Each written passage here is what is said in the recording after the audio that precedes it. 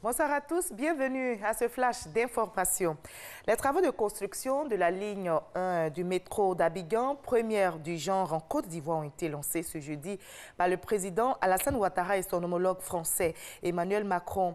Les travaux vont coûter plus de 918 milliards de francs CFA et seront financés par la France. La ligne reliera les communes de Port-Boué et d'Anyama. Le métro d'Abidjan, dont la mise en service est prévue pour 2022, permettra de transporter 500 000 passagers par jour.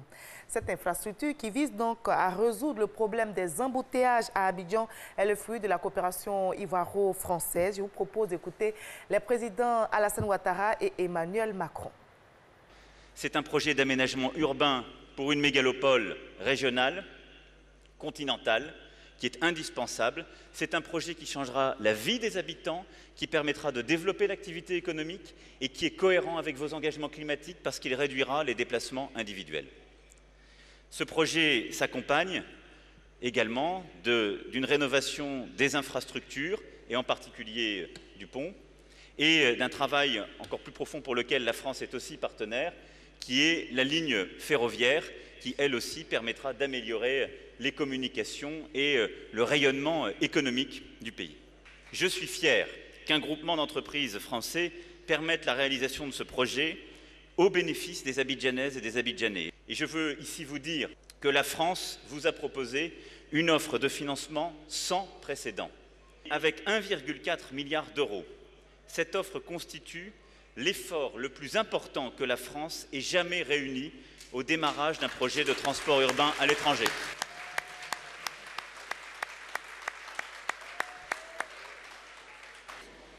Je me réjouis du lancement des travaux de la construction du métro d'Abidjan, un projet ambitieux dont la matérialisation doit beaucoup à votre engagement personnel, à voir la France nous accompagner dans son financement.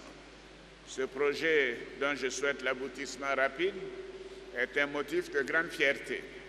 Il va révolutionner et fluidifier le transport urbain à Abidjan, impacter positivement l'économie nationale et la qualité de vie de nombreux foyers, grâce notamment aux 2000 emplois qu'il va générer et aux gains de temps qu'il va entraîner aux 530 000 Abidjanais. Je dis bien 530 000 Abidjanais qui vont l'emprunter quotidiennement et aux 180 millions de passagers qu'il va transporter par an. Il était impensable qu'Abidjan, ville africaine de plus de 5 millions d'habitants, n'ait pas son métro pour affirmer sa modernité et son dynamisme. Nous avons toujours voulu le meilleur pour les Ivoiriens en matière d'infrastructure. À cet égard, le métro d'Abidjan bénéficiera de toutes les dernières technologies et des équipements modernes dédiés au confort des Ivoiriens.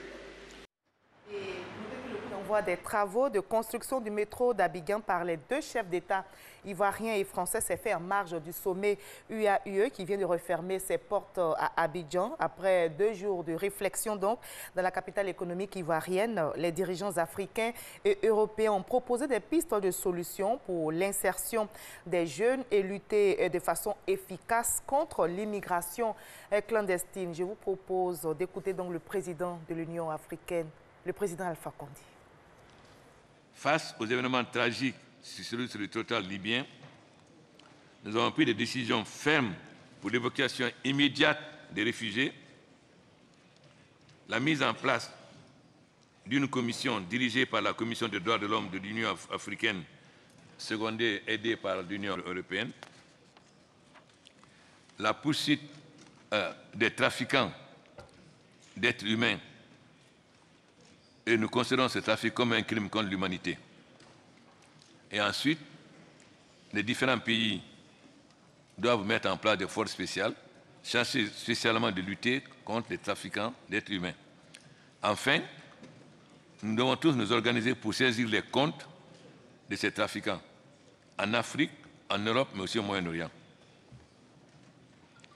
Par rapport aux nombreux défis qui ont été identifiés, des ébauches de solutions ont été proposées dans une déclaration politique que nous devons adopter conjointement. Excellences, Mesdames, Messieurs, nos deux continents sont interdépendants parce que liés par l'histoire, la géographie et par notre volonté commune de développer des échanges commerciaux dans un partenariat gagnant-gagnant. Il ne s'agit donc plus d'aide ou d'assistance, mais de bâtir une coopération qui permette de régler les problèmes dans l'intérêt mutuel des populations et des économies des deux continents. À l'instar d'autres pays du monde, il est évident que l'Afrique aussi aspire à la paix, au développement, à la prospérité. Nous sommes le jeudi 30 novembre. Aujourd'hui, la communauté musulmane de Côte d'Ivoire célèbre cette nuit le Maouloud, commémorant la naissance du prophète de l'islam. Et en raison de cette célébration du Maouloud, demain, vendredi, est déclaré jour férié, chômé et payé sur toute l'étendue du territoire. C'est la fin de ce flash, mais ne décrochez pas parce que juste après, vous aurez l'info régionale, l'information qui vous donne toutes les nouvelles de nos régions. On se retrouve à 20 h.